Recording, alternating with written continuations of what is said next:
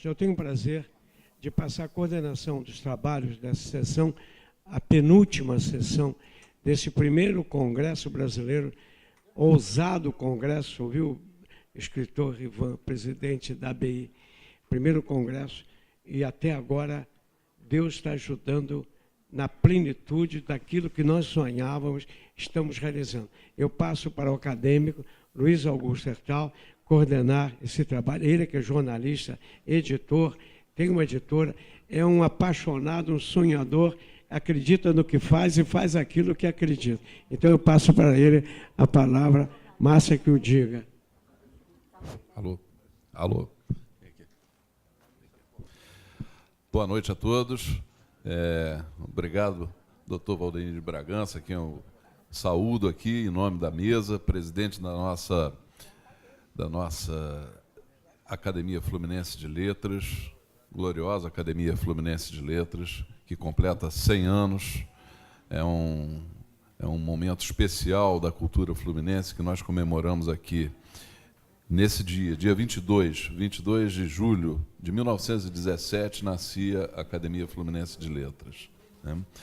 E eu gostaria, além de cumprimentar a mesa, eu gostaria também de cumprimentar aqui os presidentes das academias das cidades fluminenses presentes, também academias dos estados brasileiros aqui representados, né?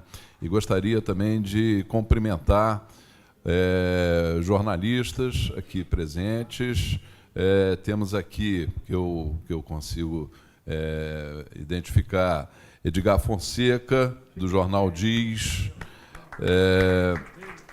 Mário Souza, do Jornal da Cidade, Adilson Guimarães, do Jornal Dia e Noite, Rogério Araújo, do Sem Fronteiras, Adiomar Brito, Jornal Atual, também aqui o pessoal da comunicação social da UF, né? E também não posso deixar de citar o Jornal Toda a Palavra, né? Temos aqui Guadalupe, Márcia, Fabrício, Petralha, enfim, nossos companheiros no Jornal Toda a Palavra. Eu acho aqui que eu posso também falar o Jornal Fluminense representado aqui na mesa pela figura do Hertal Rocha, que mantém relações até hoje com o jornal, se dedicou muitos anos da sua vida ao jornal do saudoso Dr. Alberto Torres, né? Vereador Paulo Eduardo, prazer também estar aqui conosco nesse debate aqui de imprensa fluminense. Bom, eu queria aqui, na verdade, apresentar os três palestrantes, os três debatedores dessa mesa sobre imprensa fluminense. Queria nominá-los aqui. À minha direita, professor Aloysio Castelo de Carvalho, professor da nossa Universidade Federal Fluminense, é um pesquisador da história da imprensa, autor de livros como A Rede da Democracia e O Caso Última Hora, foram editados pela EDUF e pela Nitpress em coedição, e autor de um livro inédito aí para sair, que eu estou muito curioso. Um novo trabalho, né, sobre o papel da imprensa, né, nos dias atuais, né? Ali mais à direita, à esquerda, no centro da mesa, ao lado do Dr. Valdenir, o Célio Hertal Rocha, jornalista, promotor de justiça aposentado, foi deputado estadual pela UDN, foi membro do governo Paulo Torres, secretário de governo, né? Secretário de imprensa, né? Foi um dos artífices do grande jornal fluminense, né? Um dos expoentes ali no grande jornal fluminense e acadêmico da nossa Academia Fluminense de Letras, né? E por fim aqui, meu querido professor Ivan Cavalcante Proença, professor pesquisador de literatura popular, crítico literário, é um homem por quem eu tenho um carinho, um respeito muito grande. Ele fez uma pesquisa sobre cordel que eu, como seu aluno na faixa, na Faculdade Zé Alonso, né, para mim foi uma coisa muito importante, porque, através desse trabalho, eu descobri que a literatura não é um privilégio das elites, não é uma arte reservada a ser feita, a ser produzida pelas elites, e principalmente para as elites, né? Que o povo, na sua singeleza, na sua simplicidade, mas também na sua grande sensibilidade, também é capaz de fazer literatura de boa qualidade, né? Mas, acima de tudo, eu quero dizer que, entre outras qualidades, o professor Ivan Proença é um herói nacional.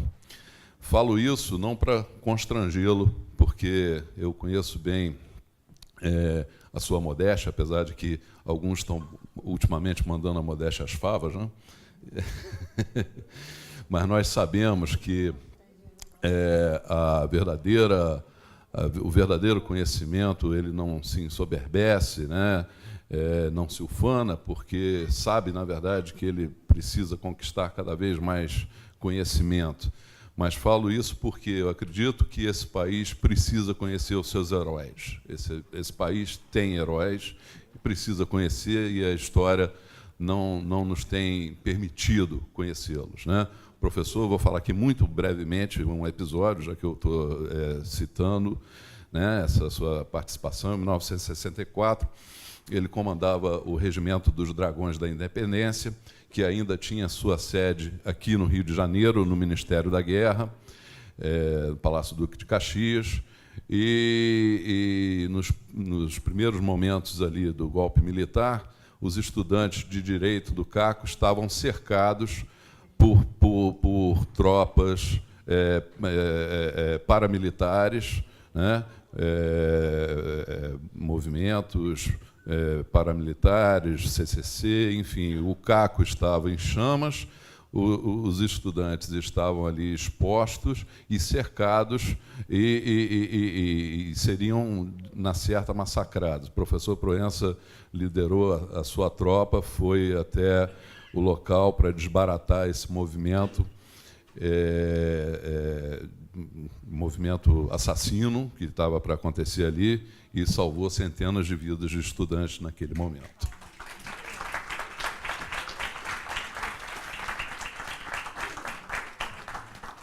Eu gostaria justamente de começar esse debate com o professor Ivan Cavalcante Proença. O nosso tema é imprensa fluminense. O tema ele é muito amplo, né? Na verdade, a imprensa brasileira nasce, ou pelo menos ela se apresenta inicialmente aqui no território fluminense, no Rio de Janeiro, né? Apesar do Correio Brasiliense ter sido editado no exterior, na Inglaterra, mas o primeiro jornal editado e publicado no Brasil começa no Rio de Janeiro, né? A Gazeta do Rio de Janeiro, e depois vem uma história muito ampla, né, do desenvolvimento da imprensa no nosso país. Então, o assunto realmente ele é amplo, né, mas é certo que o Rio de Janeiro tem uma história particular que guiou, acredito, né, todo o desenvolvimento da imprensa brasileira, né? Eu gostaria que o professor Ivan Cavalcante Proença fizesse a palestra inicial desse debate.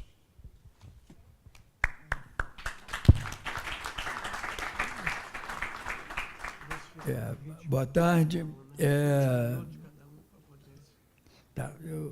Quantos minutos? 20. Companheiros da mesa, aí eu encontrei, quando cheguei, alguns velhos amigos, colegas de cátedra.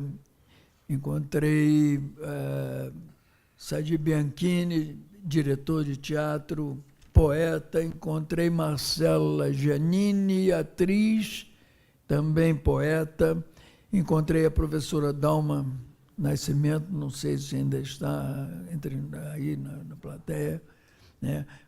Foi minha colega em mestrado, doutorado da UFRJ, escritora, professora, como já disse, notável. Escreveu um ensaio sobre a Nélida Pinhon, que eu acho que é o melhor ensaio que existe em torno da Nélida, que foi nossa companheira também.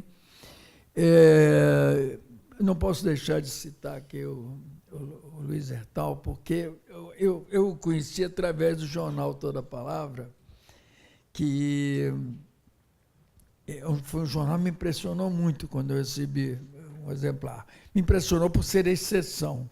Na verdade, ele me lembrou muito o jornal Bafafá, que circula no Rio, da família Rabelo, né? São núcleos de resistência, notáveis núcleos de resistência. Também não posso deixar de parabenizar, claro, já houve muitas congratulações e tal, mas quero parabenizar também os 100 anos da Academia Fluminense de Letras, também por ser a mais antiga do Estado do Rio de Janeiro, né?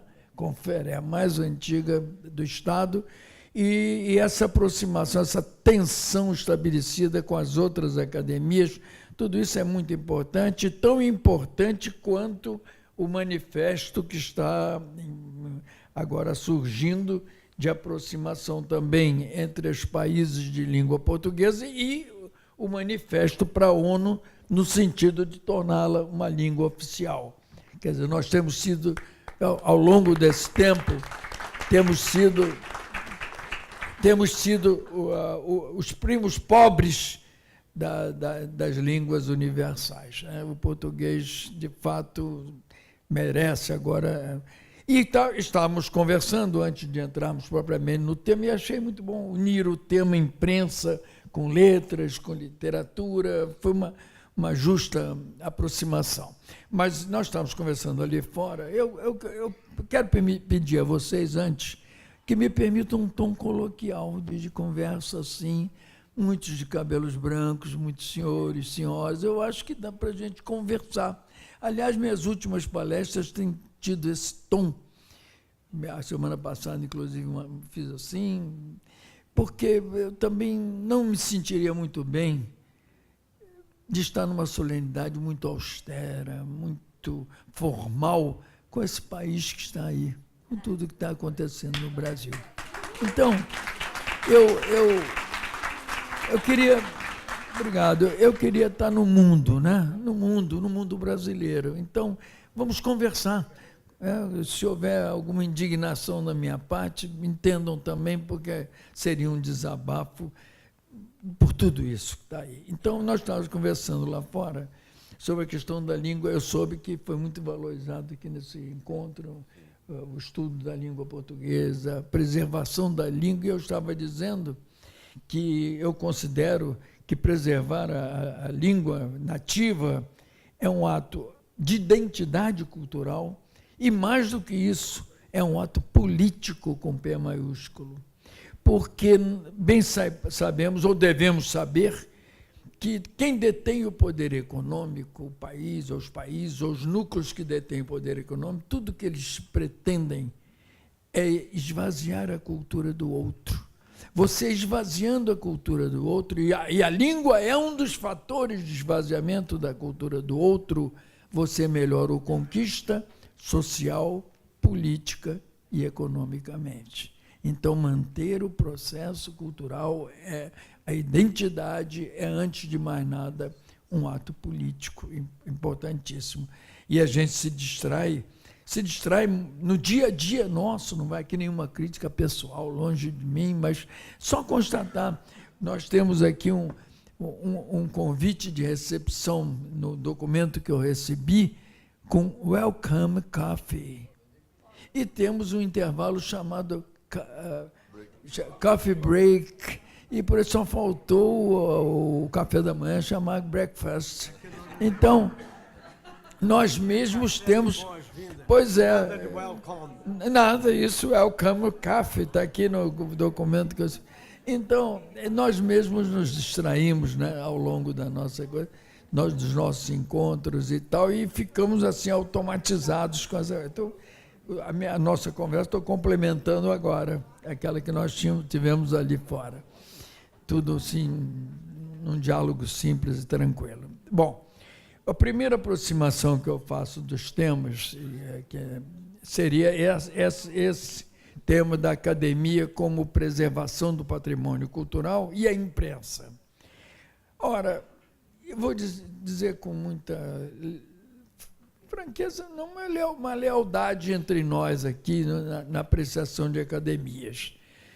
Os encontros que eu tenho como acadêmico, e não só, né, lá no Rio, na academia, às vezes me lembram alguns encontros, sem fazer corte sincrônico, mas alguns encontros parnasianos, com aqueles contos com sarau de violino, piano e uma declamação de uma senhora robusta, dizendo aqueles poemas, nada, pelo contrário, Bilac, Vicente de Carvalho, Alberto de Oliveira e Raimundo Corrêa eram muito bons, mas eram poemas da época da arte, pela arte, da época do rigor formal, do Ars Gracia Artes, lá do Leão da Metro, não à toa. Foi criado aquele Ars Gracia Artes quando era um cinema do entretenimento musical, da tap dance, do Fred Astaire e tal. Aquela época, a arte é um entretenimento, é um deleite, é um prazer estético. Cuidado com isso, não é mais não, mas alguns encontros acadêmicos têm tido esse tom ainda que se leiam, se declamem, se digam poemas modernos, tal, mas um tom muito, muito fora da realidade. Eu gostaria tanto que as academias vivessem um mundo também, como eu disse hoje, o outro mundo. Porque eu, quando entrei para a academia, eu fui convidado, eu não pedi para entrar, fui convidado, eu digo, bom, eu entro, queria mexer no estatuto. Vocês vão concordar? Vão. Então, entrei, reuni um grupo, mexemos no estatuto, uma semana depois se reuniram os mais antigos, aqueles senhores, e desfizeram tudo. E a academia continuou com o estatuto arcaico e neutro, como se ali você só devesse discutir. Não, nós temos que discutir tudo ali dentro da academia, tudo, porque se você discutir o processo cultural, o processo sociocultural, a miséria cultural, por exemplo, que invade o Brasil de hoje, você está colaborando até para que as academias tenham outro patamar.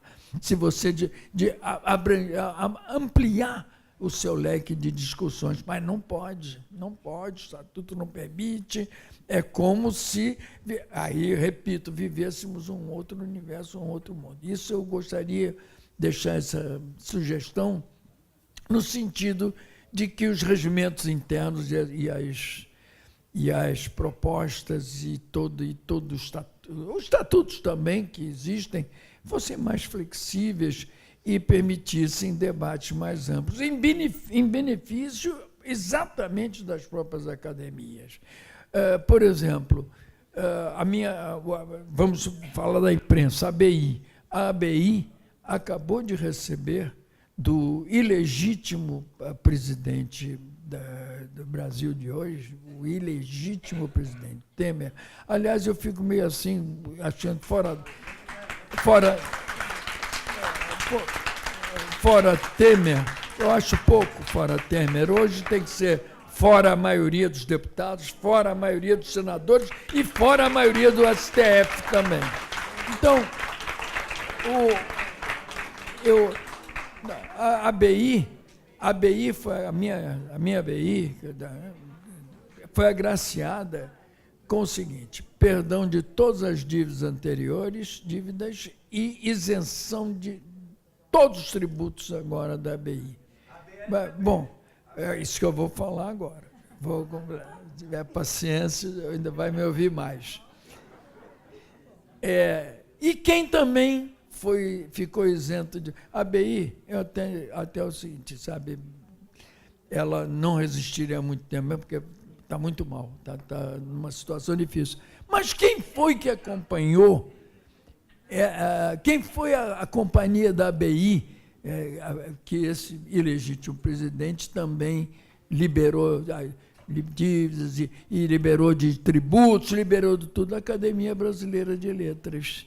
E aí, coincidindo com a publicação de um livro dele, que é uma mediocridade total e absoluta, é um livro de poemas em que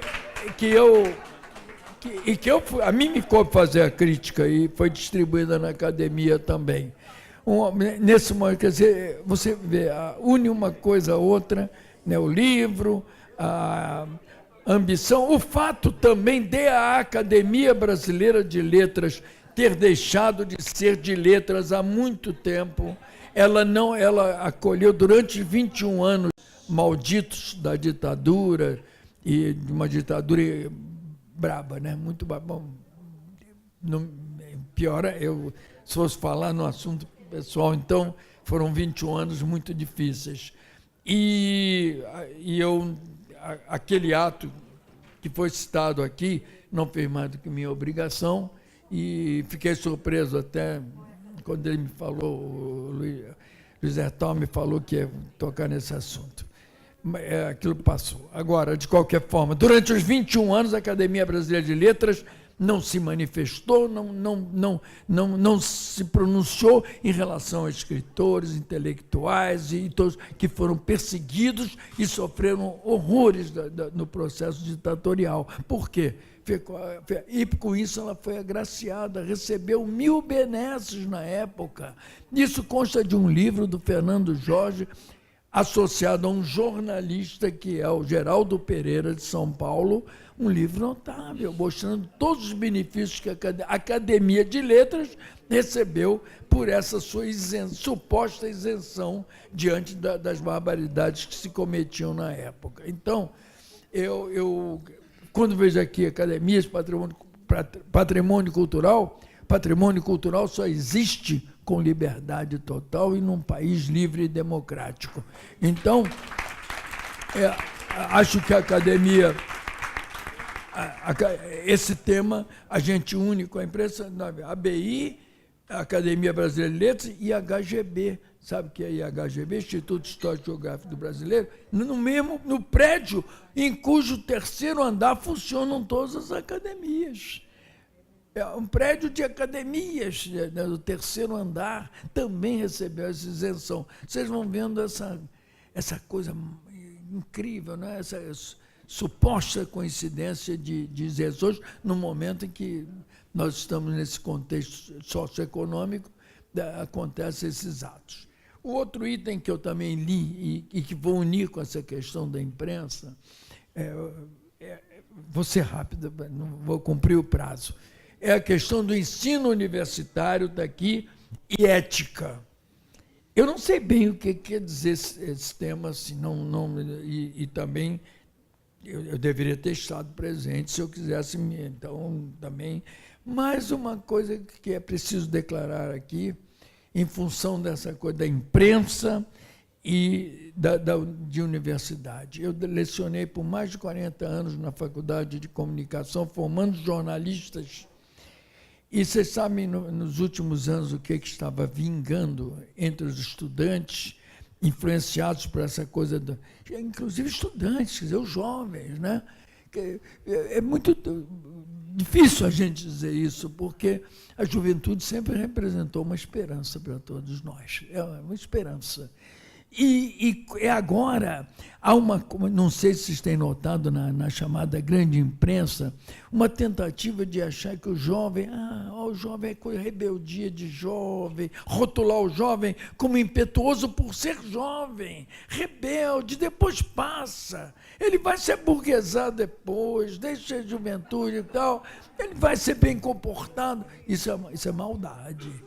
Isso é inaceitável, uma coisa. Tomara que todos nós ficássemos jovens questionadores. Pois bem, dentro da faculdade, os estudantes que vão ser jornalistas estão exigindo mais prática. Queremos prática, essa coisa de teoria. E alguns poucos professores, aqui nós temos um deles lá da faculdade, E alguns dos professores também fazendo campanha, quer dizer, contra as matérias teóricas que não ajudam nada, é a coisa do mercado. Esse monstro mercado está personificado mesmo. É ele que provoca essa coisa da personificação do mercado. Conclusão, filosofia, sociologia, cultura brasileira passam a ser matérias malditas. E o que interessa é a prática. E aí aconteceu há poucos dias comigo, uma colunista do jornal O Globo fez uma... ela colocou, vamos dizer, não forjou, não, fez uma matéria de uma polêmica em que eu estive envolvido, uma polêmica até, não vou repetir essa polêmica, né, aqui, mas algumas pessoas já falaram comigo quando eu cheguei. Ela colocou uma matéria, eu refutei, eu enfrentei, e ela me mandou um documento dizendo assim, olha, professor, o senhor foi meu professor e tal, e até uns elogios e tal, mas o senhor quer saber? Aquelas aulas teóricas não me serviram para nada. Quer dizer, sabe que as aulas... Eu queria era aulas práticas.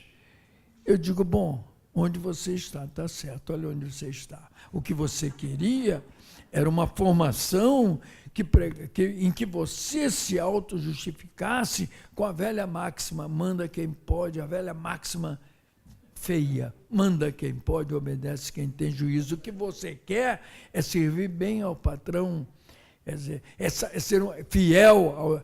Agora, isso é jornalismo? Que tipo de jornalismo é esse em que o jovem não quer a chamada, quer prática para ser um eficiente serviçal de qualquer tipo de rede, aí não vem só a Rede Globo, de um modo geral. Então, eu queria lembrar essa relação imprensa e universidade, ela está um pouco estremecida, sim.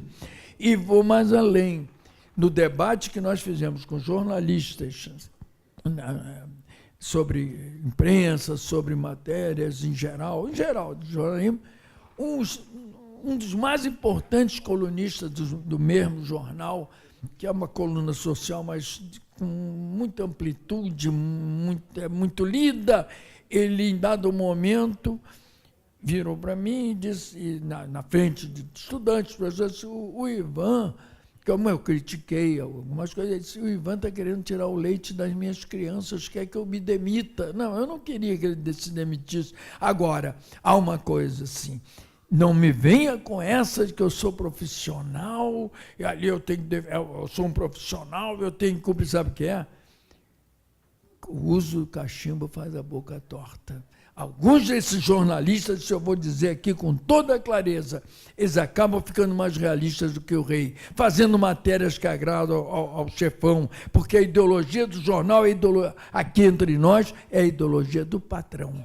É o patrão quem come. E eles agradam, sim, e eles, nos artigos, ficam muito fiéis demais à ideologia dominante naquela empresa, a ponto de haver 8, 10, 12 articulistas de fundo, aí colocam 1 ou 2 discordantes como álibi, os outros 10 todos na mesma linha, eu já vou acabar. E essa coisa de dizer que eu sou profissional, isso não é álibi, isso não serve, não. Nenhum Deus disse que para pegar a sua única profissão tem que ser essa, é ali, e você tem que de cócoras, em terra de sapo de cócoras, que ele não tem não. Não tem não, porque senão arrasta o bumbum no chão, acaba arrastando o bumbum no chão. E, finalmente, nos temas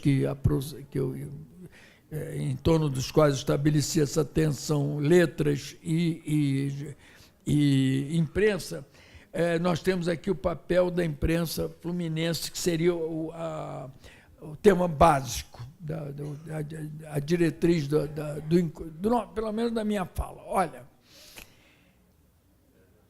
eu gostaria tanto, muito, de falar em liberdade de imprensa e conclamar liberdade de imprensa. Olha, a liberdade de imprensa é um artifício. Porque que liberdade de imprensa é essa em que predomina a vontade, manda quem da coisa, manda quem pode. Quem banca, põe banca. Isso é, quem comanda é o poder econômico, a grande peça. Agora, no estado do Rio ainda acontece algo pior, na minha opinião. Alguns municípios do estado do Rio de Janeiro têm lá seus jornais, um jornal ou outro, mas subordinado às prefeituras. Entra uma prefeitura que tem de um partido, com uma tendência política, o jornal amacia, protege. Se quiserem depois nome, eu dou também o nome de município também.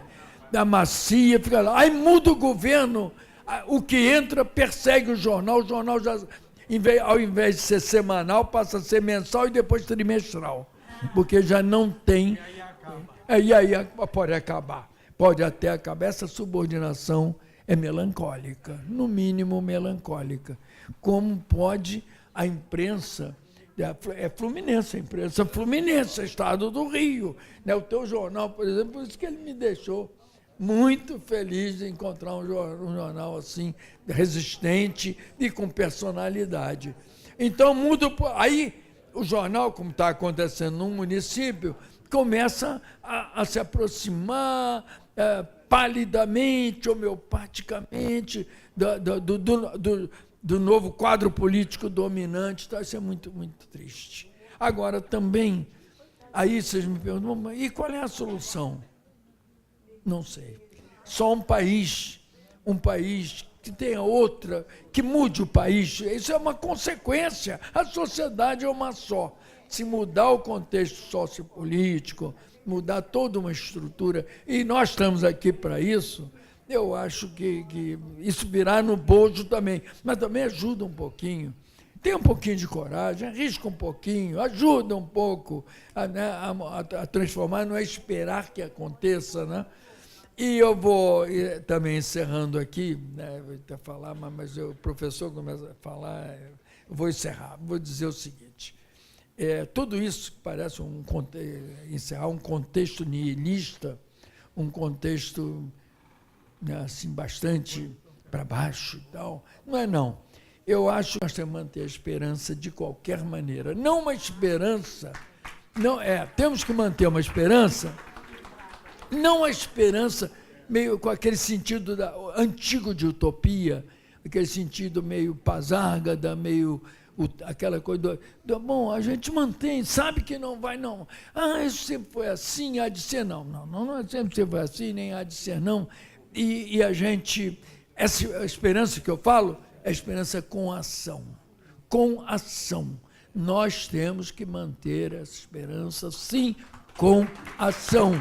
Então, eu estava conversando com o Luiz o seguinte, há um poeta que viveu aqui, agora já estamos aqui em Niterói, teve sua vida toda aqui, ele é capixaba, né? Um poeta aqui, muito importante, e a vida dele aqui, chamado Jair Campos, que tem um poema, um micropoema, ou poema minuto, que se une, de certa forma, a essa coisa da esperança que eu falei, e com esses versos do micropoema, eu encerro minha fala, quando ele diz assim, que eu gostaria de ser tão claro que quando eu dissesse rosa, todos soubessem o que pensar. Mas eu gostaria de ser mais claro ainda que quando eu dissesse já, todos soubessem o que fazer.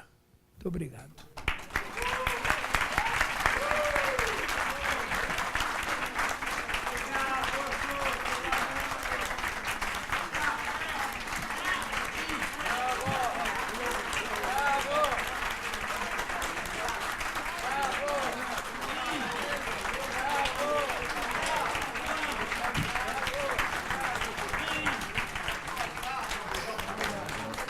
Eu vou te passar depois.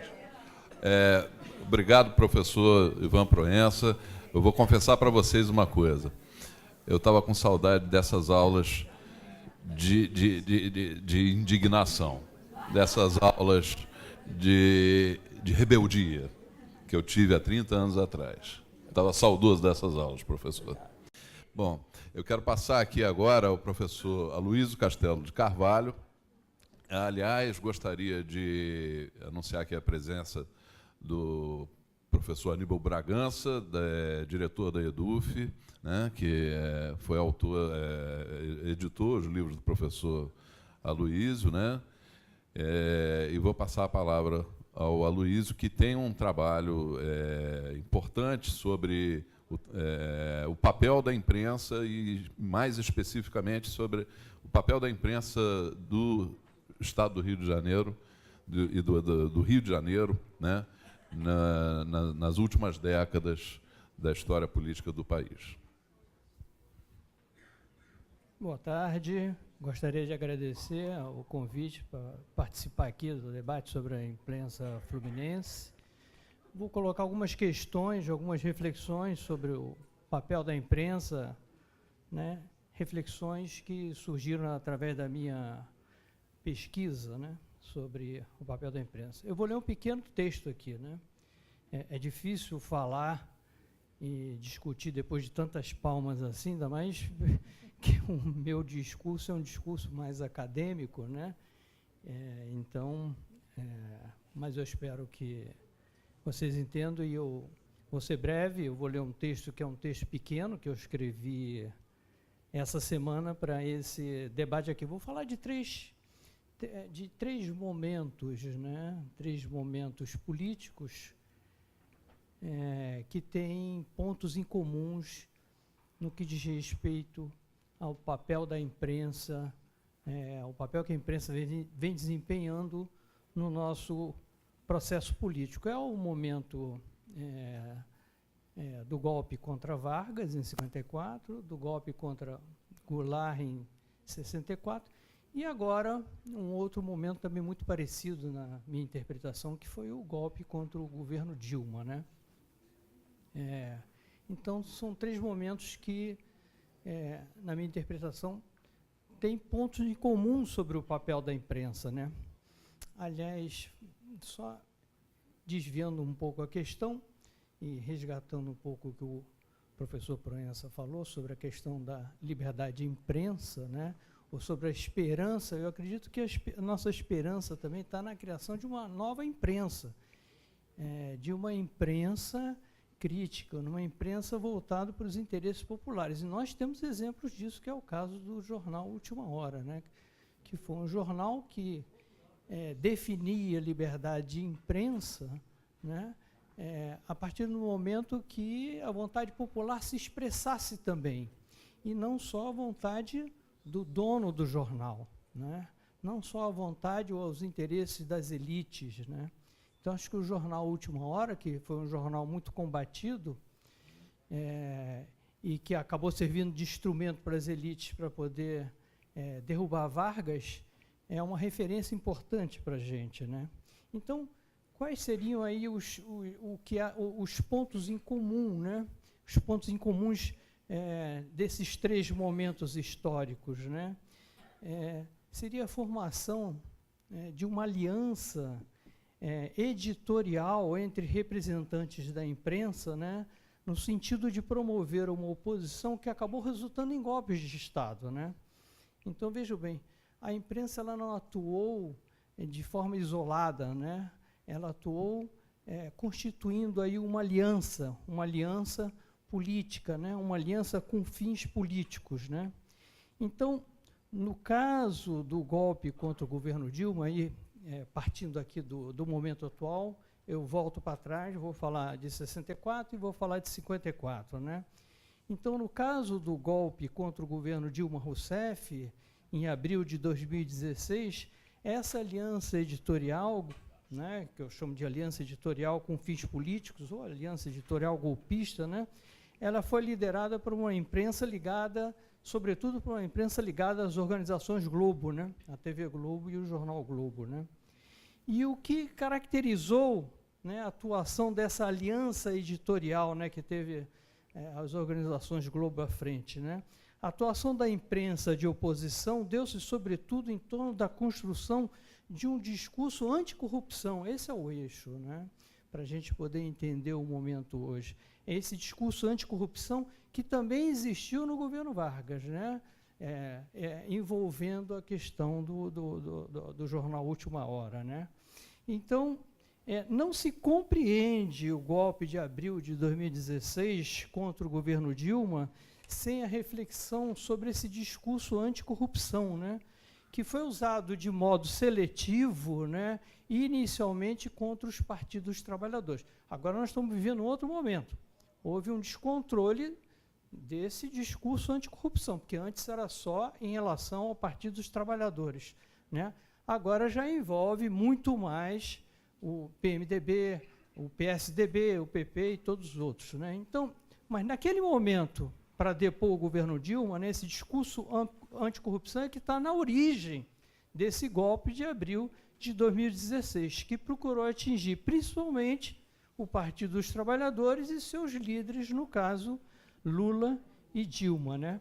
Então, a partir de 2014, né, com o acirramento da disputa eleitoral em torno da presidência da República, a operação conhecida como Lava Jato, né, comandada pelo juiz Sérgio Moro, à frente, passou a dominar os noticiários de imprensa oposicionista, com a criminalização do Partido dos Trabalhadores e da sua base de apoio, que era o PP e o PMDB. Mas vejam só, embora os partidos da base governamental, como o PP e o PMDB, tivessem mais envolvidos que o PT, claro, e controlassem setores chaves da Petrobras, porque, né, toda a Lava Jato se dá em torno da questão da propina da Petrobras, né?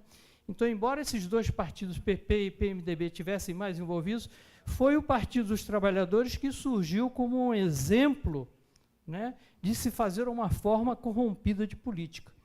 Foi a corrupção petista que provocou comoção social. Então, vejam bem, e de dezembro de 2014 até 2016, a população viveu sob um bombardeio constante, né? O aparelho jurídico policial, com claras cores partidárias, forneceu material ilegal para os órgãos de imprensa, sobretudo a TV Globo à frente, que articulava, selecionava, manipulava e incendiava o seu público com jogos de dramatização. O desfecho final desse processo nós conhecemos, que foi o impeachment da presidente Dilma. Como dissemos no início do texto, né, a formação de alianças editoriais, então, aí, na queda da presidente Dilma, se formou uma aliança editorial com um discurso que é um discurso anticorrupção. Essa aliança editorial também se deu, né, no governo Goulart, para derrubar o governo Goulart em 1964. Né? Em 64, então, a formação dessa aliança editorial entre representantes da imprensa, com o objetivo de promover golpe de estados contra o Goulart, se expressou através da criação da Rede da Democracia, que é o livro que o Hertal apresentou para vocês, que eu escrevi há alguns anos atrás. Então, a Rede da Democracia expressa essa aliança editorial, aliança entre vários representantes da imprensa para depor Goulart. A Rede da Democracia foi idealizada por João Calmon, deputado do Partido Social Democrático e vice-presidente dos Diários Associados. A Rede da Democracia foi criada em 63. Era um programa radiofônico comandado pelas rádios Tupi, Globo e Jornal do Brasil. Ela ia ao ar quase todos os dias e repercutia pelo país. Os pronunciamentos difundidos pelas emissoras eram posteriormente publicados nos respectivos jornais, o Globo, Jornal Brasil e, sobretudo, o Jornal do Chateaubriand. A Rede da Democracia, ela deu voz aos representantes políticos, militares, empresários, jornalistas, professores, intelectuais, sindicalistas e estudantes, claro, de oposição ao governo Goulart. Ou seja, a Rede da Democracia era um programa radiofônico que criticava as concepções nacionalistas e reformistas, bem como as decisões do governo Goulart. A criação da Rede da Democracia significou, portanto, uma aproximação entre linhas editoriais do jornal, o Globo e o Jornal do Brasil, voltados para uma articulação de uma comunicação oposicionista que conferia funções políticas à imprensa, num ambiente que os militares estavam sendo chamados a intervir no Estado. Já o golpe contra o governo Vargas, que também houve uma aliança editorial, né? Essa aliança editorial se deu sobre a questão do jornal Última Hora, né? Que foi um jornal que apoiava Vargas e que recebeu verbas do Estado, né? Através da liberação do governo Vargas. Então, a campanha contra o jornal Última Hora, né, na minha interpretação, tornou-se um meio através dos quais os jornais antigetulistas combateram a expansão empresarial do jornal Última Hora. Mais do que uma competição pelo domínio do mercado, o caso Última Hora refletiu uma disputa entre projetos políticos e ideológicos no campo das informações. Desde a sua criação, o jornal Última Hora se viu na condição de um jornal que pretendia, sobretudo, dar voz ao público popular e representar a vontade coletiva. O jornal Última Hora não estava somente voltado para aqueles setores privilegiados socialmente, que pela elevada formação cultural e patrimônio econômico, sempre se dispuseram de acesso à imprensa para divulgar suas opiniões. O jornal Última Hora procurou ampliar o campo da liberdade da imprensa no país, uma vez que tinha o objetivo de expressar a vontade coletiva de amplos setores sociais da nação, sobretudo as camadas trabalhadoras. Enfim, a campanha contra o jornal Última Hora, promovida pela Tribuna da Imprensa, o Globo e o Jornal, foi uma campanha política. Veiculando acusações de dumping e favoritismo oficial, os adversários de Vargas transformaram o jornal Última Hora numa questão política em torno do qual articularam a oposição ao governo. A credibilidade da Última Hora foi colocada em dúvida, de modo a obstruir sua influência e afetar a imagem daquele que era o apontado como responsável pelo seu surgimento, Getúlio Vargas. E aí eu chego a duas conclusões sobre esses três momentos históricos no que diz respeito ao papel da imprensa. Primeira conclusão: alguns representantes da imprensa brasileira atuam em certas circunstâncias históricas através de uma aliança editorial com fins políticos. Duas formas de alianças editoriais com fins políticos são percebidas na imprensa próxima ao modelo liberal conservador. O cerco ao jornal Última Hora e ao governo Vargas, montado em 1953, pela Tribuna da Imprensa, o Globo, Rádio Globo, o Jornal e TV Tupi, são exemplos de uma aliança editorial informal.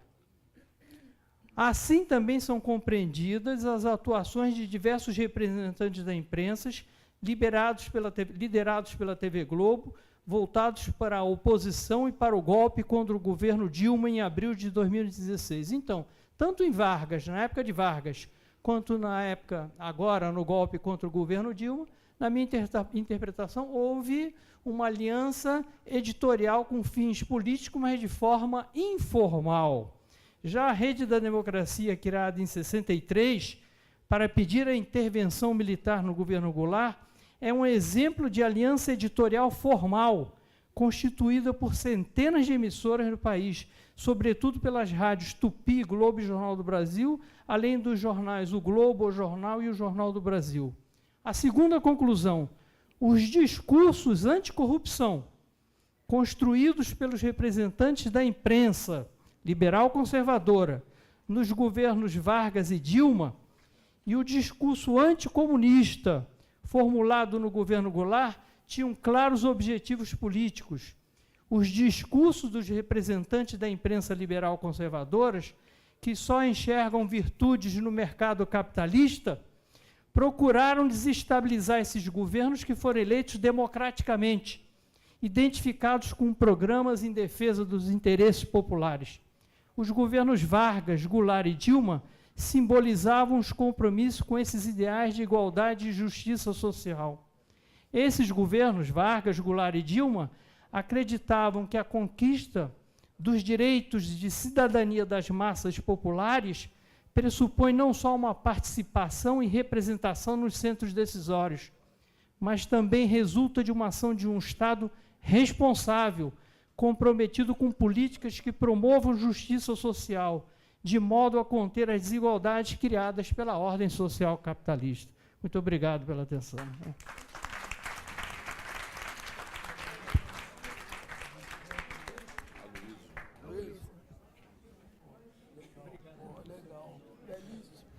Obrigado, professora Luísa Castelo de Carvalho.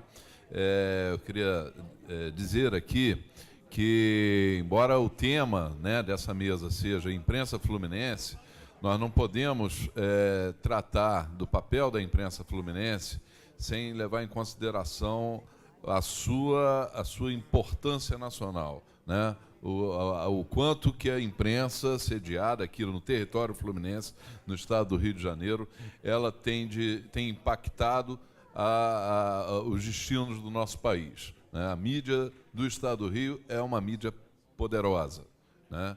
E é importante que a gente conheça como ela vem se desenvolvendo, como ela vem atuando, né?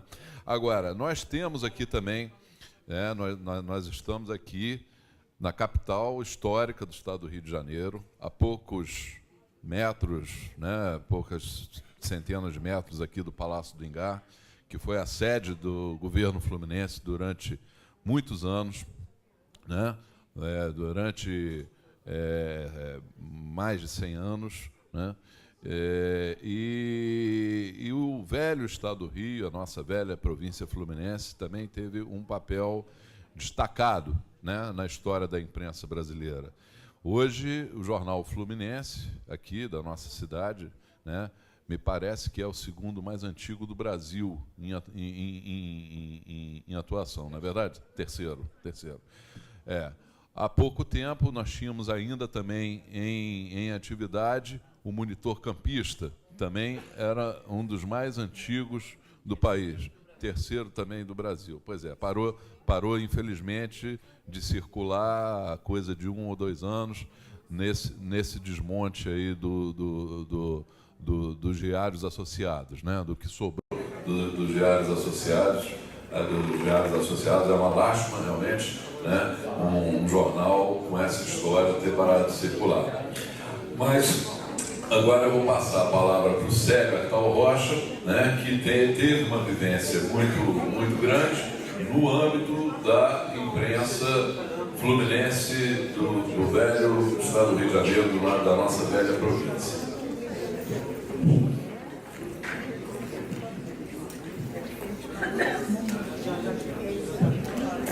Alô? Eu peço licença para falar de pé. Senhor presidente da Academia Fluminense de Letras, Dr. Valdenir de Bragança,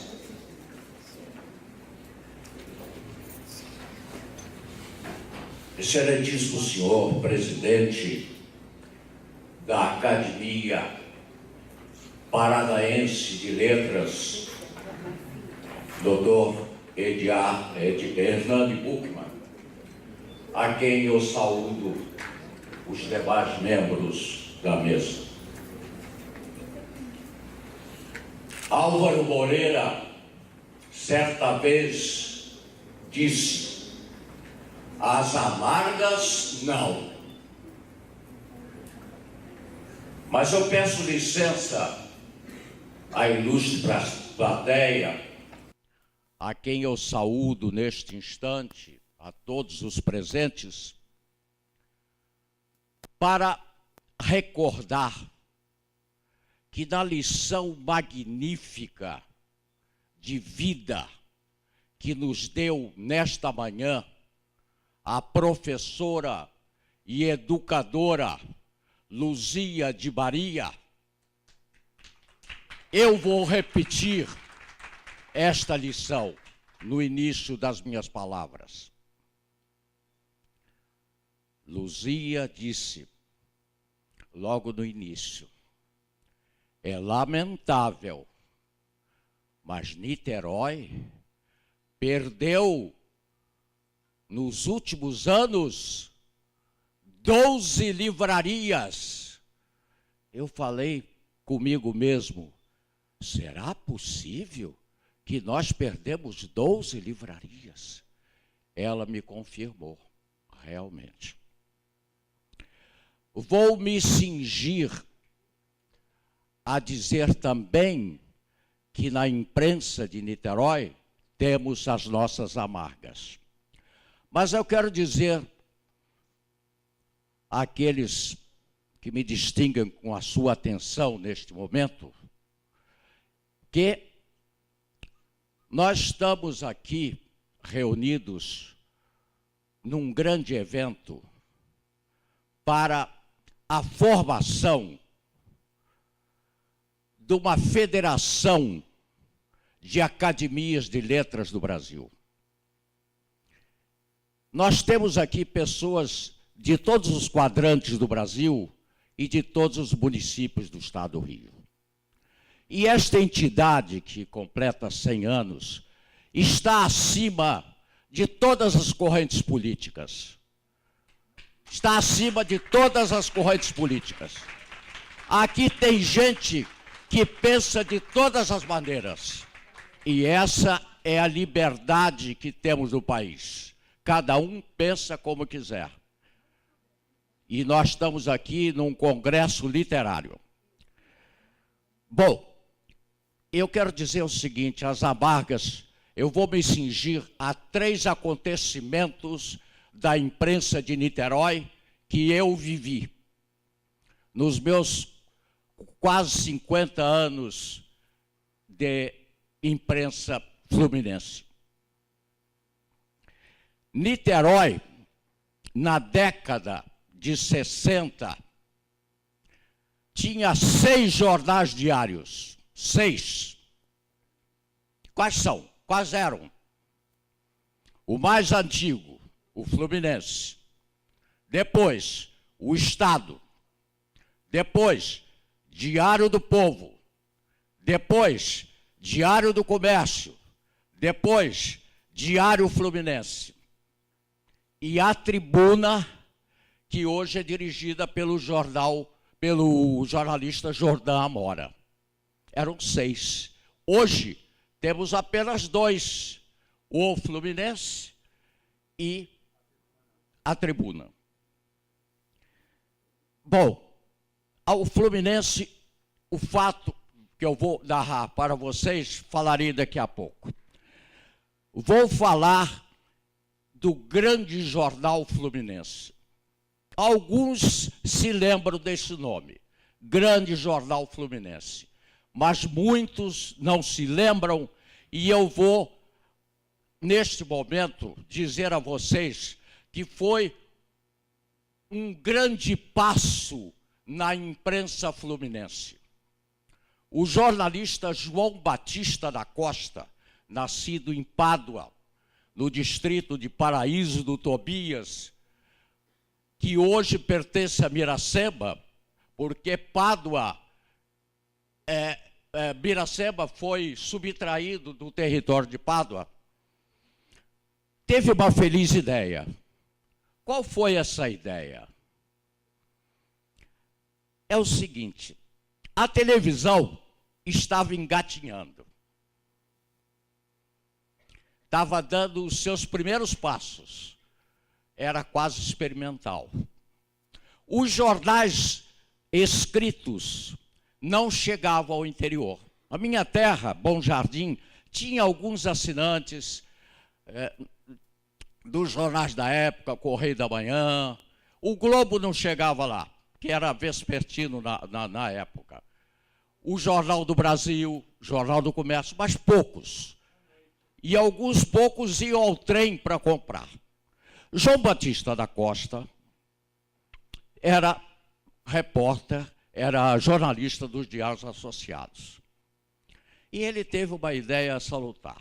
Nós temos, eu trabalhava lá nos Diários Associados nessa época, o grande matutino Tupi, de 7 às 8 horas da noite pela Rádio Tupi. Quem era o diretor? Era o jornalista famoso, respeitado, Vilas Boas Correia, que eu não sei se ainda está vivo, Vilas Boas Correia. Bom, a Globo tinha, a Rádio Globo tinha o seu redator-chefe, noticiário, mas ambos noticiário nacional.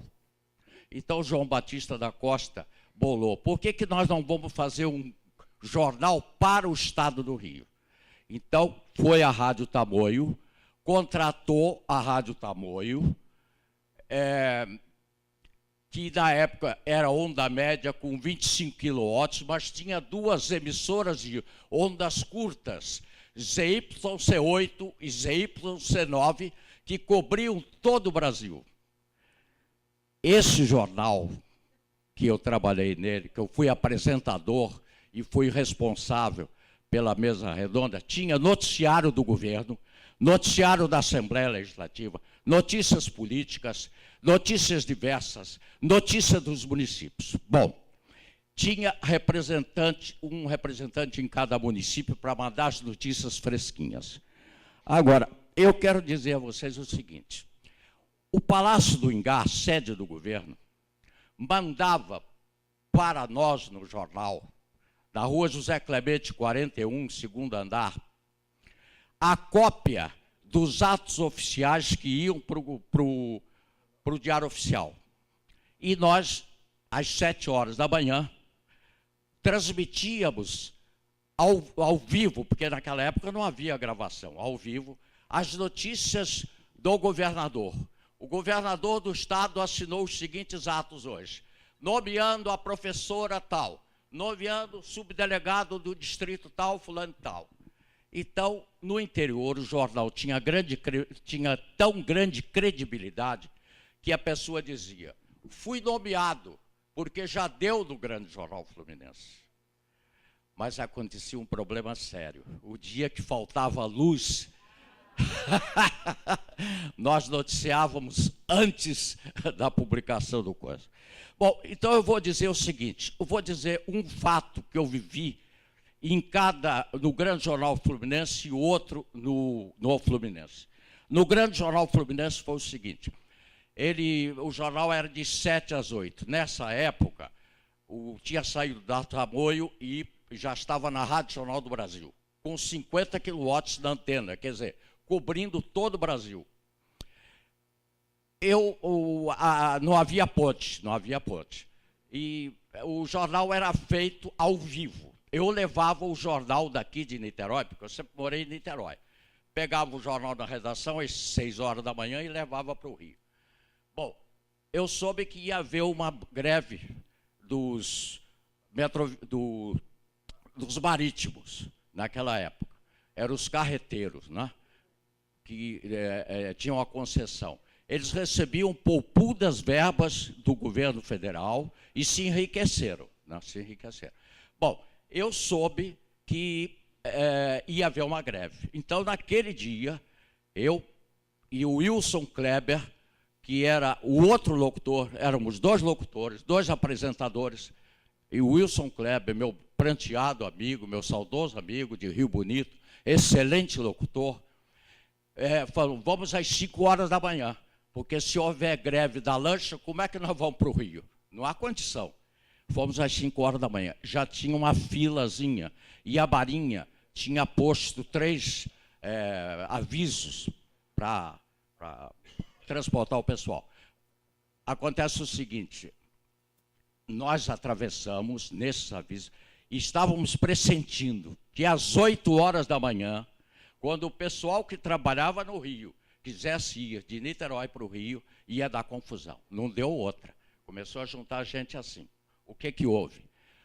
Incendiaram, depredaram as lanchas, queimaram tudo, foram para os escritórios na Rua São João, queimaram tudo, foram para o Fonseca, depredaram as residências dos carreteiros.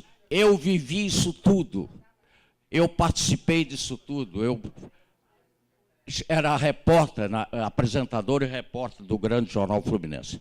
Portanto, quero dizer a vocês, João Batista da Costa merece um lugar de destaque, juntamente com seus irmãos Sebastião, Vasco, o Zé Geraldo, que foi assassinado, porque ele era secretário do prefeito Altivo Linhares, e um aposentado da prefeitura pensou que ele tivesse tido influência num ato contra ele que não tinha. João Batista da Costa fez o Grande Jornal. O Grande Jornal Fluminense marcou época e formou grandes jornalistas para a imprensa fluminense. Agora vamos para o Fluminense. O Fluminense acaba de completar 139 anos. Ele, no momento, o Fluminense é o terceiro jornal mais antigo do país em circulação. Até o ano passado, ele era o quarto, porque o Jornal do Comércio era o quarto. E, infelizmente, o Jornal do Comércio encerrou suas atividades no ano passado. Bom, sobre o Fluminense, eu quero dizer o seguinte, eu fui trabalhar no Fluminense, como é que está? Convite não, porque foi eu que me convidei, né? Eu que quis ir para o Fluminense. Jovem ainda, e lá permaneci durante 40 e tantos anos. Até hoje eu ainda sou colaborador do jornal, né? Não tenho mais vínculo empregatício, mas sou prata da casa, modesta à parte. Quero dizer o seguinte, o Fluminense é uma glória do Estado do Rio de Janeiro. E quero fazer uma homenagem ao Fluminense e à UF, a Universidade Federal Fluminense, que tanto está colaborando para o êxito dessa festa. Em 1959, o deputado federal do Estado do Rio de Janeiro, João Batista de Vasconcelos Torres, pai da Clara de Vasconcelos Torres, que é a atual esposa de Moreira Franco, fez um decreto criando a Universidade Federal Fluminense. Este decreto foi assinado pelo presidente Juscelino Kubitschek. Feito o decreto, um projeto de lei foi sancionado pelo presidente Juscelino Kubitschek. O meu presidente, eu faço isso, eu falo meu presidente afetuosamente, nosso presidente sabe mais do que eu sobre a UF, porque ele também foi um trunfo da UF, como também o Wagner Silveira, que está aqui presente, professor emérito da UF. Então é o seguinte, está criada a UF, está criada. Mas e a instalação da UF? A criação da UF? É muito fácil assinar o decreto criando. Jânio Quadros é eleito presidente da República. Convida o deputado Brígido Tinoco, ilustre representante do Estado do Rio de Janeiro, poeta, orador primoroso, uma pessoa humana maravilhosa, para ser o ministro da Educação. Quem que ele convida para ser chefe de gabinete? Alberto Francisco Torres, ex-presidente desta casa,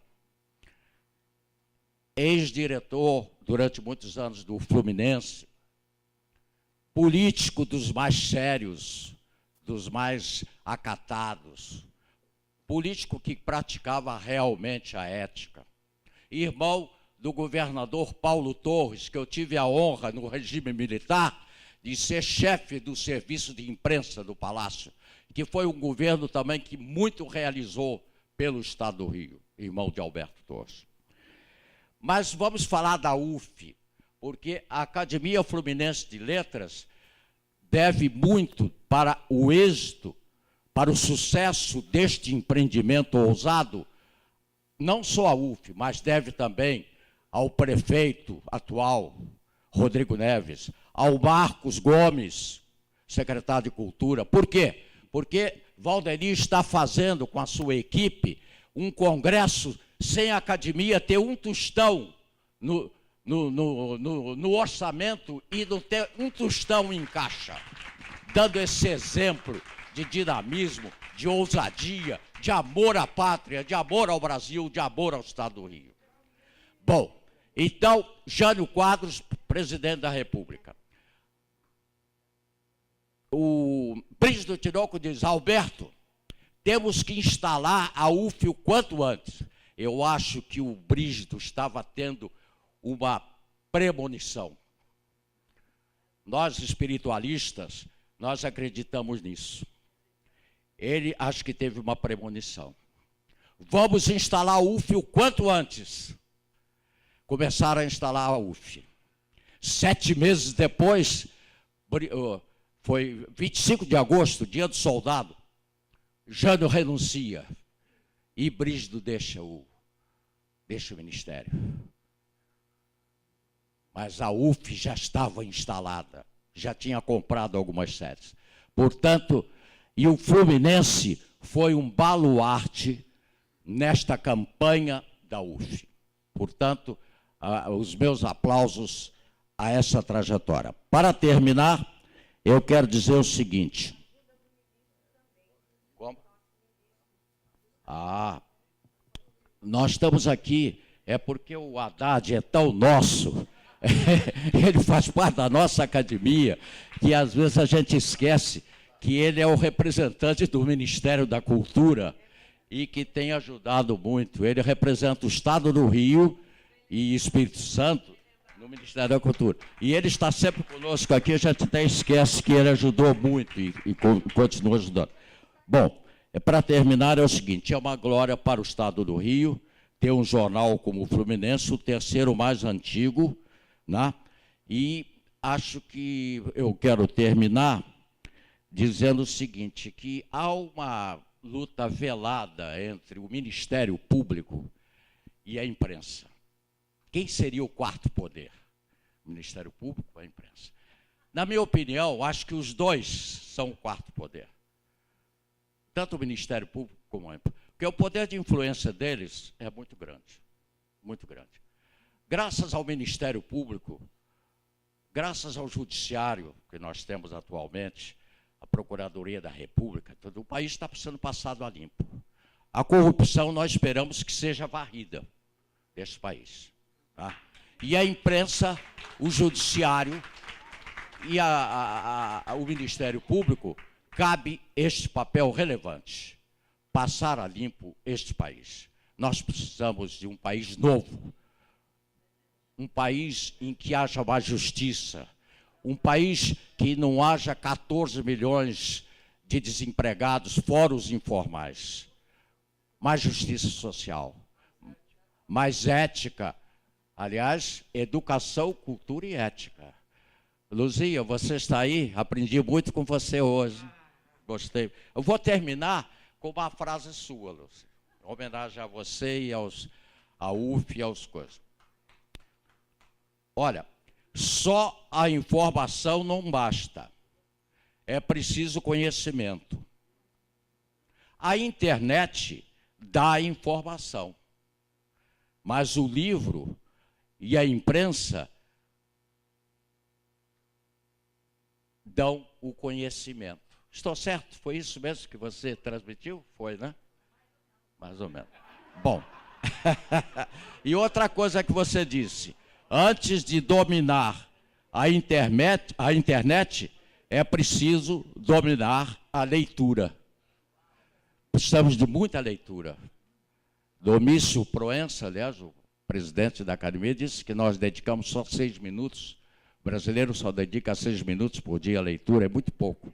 De maneira que eu agradeço a todos pela atenção e quero mais uma vez parabenizar a ousadia de Valdenir e da sua equipe em promover o primeiro Congresso Brasileiro de Academias de Letras. Isto é uma ousadia inarredável. Vamos aplaudi-lo porque ele merece. Peço uma salva de palmas para o Valdenir de Bragança.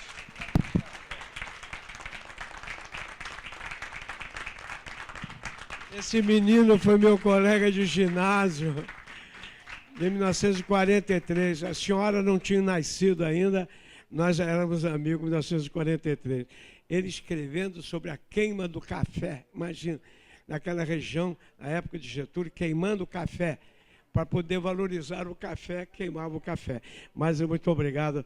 Eu voto em você, viu? Eu vou voltar a outro Hertal. Essa família Hertal está por aí, né? Engrandecendo a história do Estado do Rio e do Brasil. Então, eu volto a palavra ao coordenador para arrematar essa reunião. Eu queria, na verdade, agradecer a presença de todos, especialmente aos nossos palestrantes aqui, debatedores, Aloysio Castelo do Carvalho, professor Ivan Cavalcante Proença e Hertal Rocha, né? Quero dizer, só para finalizar, que esse é um congresso literário, né? Agora, a imprensa jornalística e a imprensa editorial, elas trilharam caminhos bastante paralelos, né? Inclusive agora, nesses momentos atuais, e que, infelizmente, né, a imprensa ela tá numa fase de transição, né? Muitas coisas estão mudando. Infelizmente, nós não vemos mais o papel da imprensa como fazendo a crítica literária que sempre fez. Hoje, as páginas, né, as seções de crítica literária, elas sumiram dos jornais, desapareceram, né?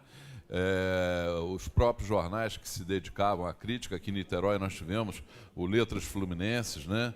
Tivemos uma página literária no Jornal Fluminense muito importante, feita por Sávio Soares de Souza e José Cândido Carvalho também, né? E isso já não existe, são pouquíssimos os jornais que mantêm essa vinculação, né, com a literatura.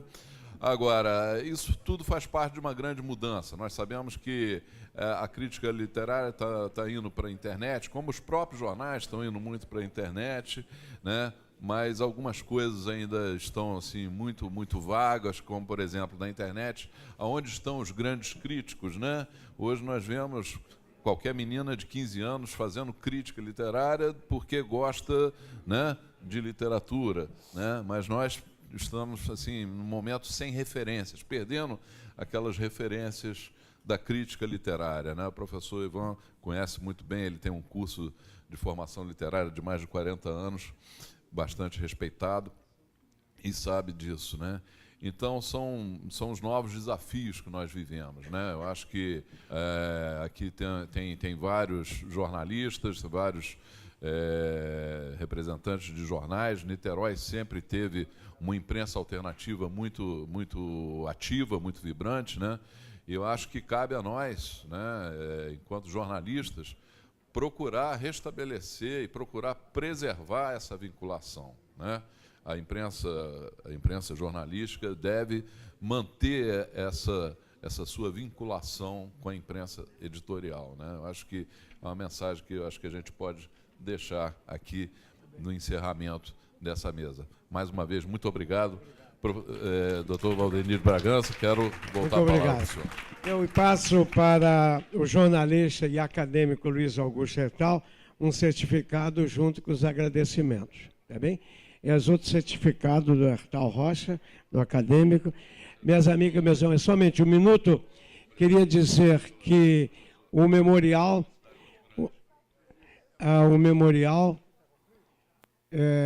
já está suficiente com assinatura, mas ainda aberto para que os que se encontram aqui entrem na história através desse documento que vai ser levado à ONU para que, a partir deste encontro, seja arremessado essa proposta para que o idioma português venha se tornar idioma oficial na ONU.